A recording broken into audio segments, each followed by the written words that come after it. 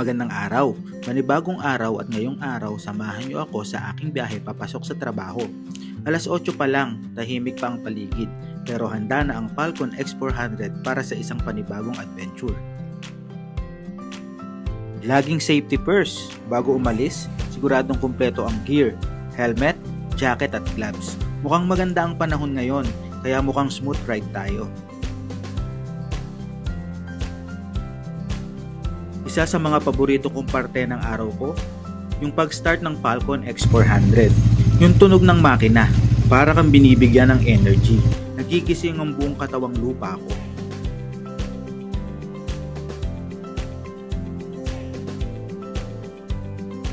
Iba talaga ang experience pag nakamotor ka. May pakiramdam ng kalayaan at parang isa ka sa kalsada. Walang masyadong traffic at pwede kang sumingit-singit, kaya mas mabilis ang biyahe. Siyempre, may mga challenges din kapag nagmumotor.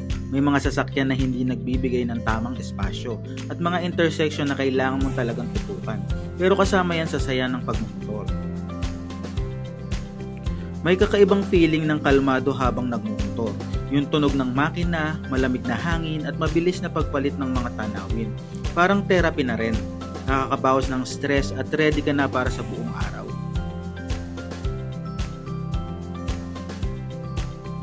Ayan, nakarating na tayo. Mas maaga, walang stress at handa na para harapin ang araw. Yan ang ganda ng pagmumotor. Araw-araw may kaunting adventure. Hanggang sa muli, magandang araw!